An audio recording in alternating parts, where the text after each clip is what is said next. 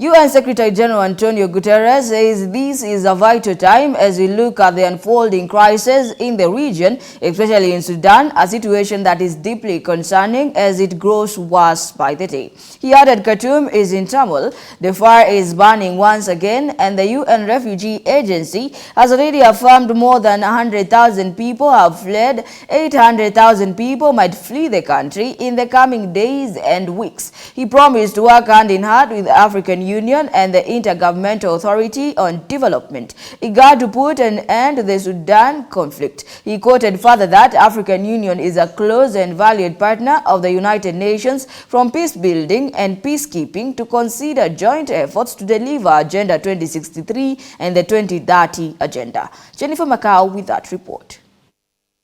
Antonio Guterres said the Sudanese are facing humanitarian catastrophe, hospitals being destroyed, humanitarian warehouses looted, and millions facing food insecurity.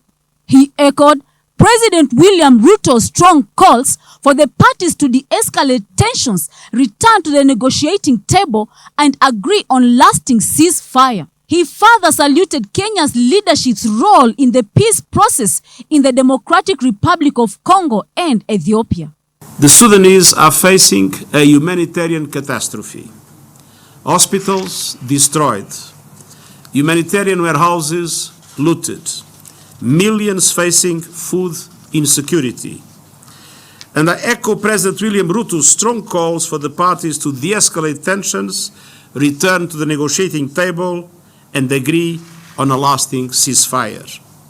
Guterres said the United Nations is ready to deliver for the Sudanese people under the leadership of UN Representative Volker Perthes and the Emergency Relief Coordinator Martin Griffiths, who is now in Sudan to help ensure the continued flow of humanitarian assistance. He emphasized aid must be allowed to Sudan, also a secure and immediate access to be able to distribute aid efficiently to people who need it most. In the meantime, the United Nations is ready to deliver for the Sudanese people under the leadership of my special representative, Volker Perthes. And the Emergency Relief Coordinator, Martin Griffiths, is now in Sudan to help ensure the continued flow of humanitarian assistance. Aid must be allowed into Sudan, and we need secure and immediate access to be able to distribute it to people who need it most.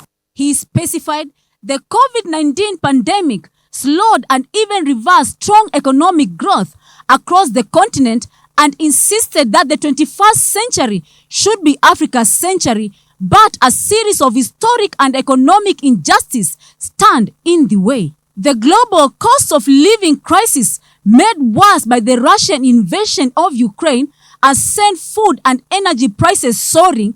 The global cost of living crisis made worse by the Russian invasion of Ukraine has sent food and energy prices soaring, Guterres said.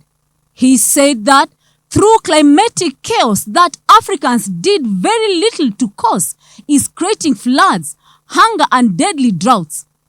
He called for an SDG stimulus package of at least $500 billion per year to scale up affordable, long-term financing for developing countries.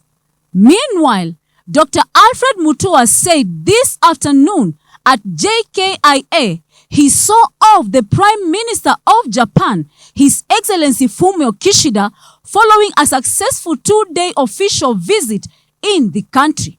During the visit, Prime Minister Kishida Fumio held fruitful deliberations with His Excellency President William Ruto, where the two excellencies discussed the range of activities that anchor the two-country relations, including mutual beneficial commercial and economic partnerships, education and scholarships, as well as infrastructural development. The high-level discussions also focus on regional peace and security concerns, including the ongoing situation in Sudan, Dr. Alfred Mutua said.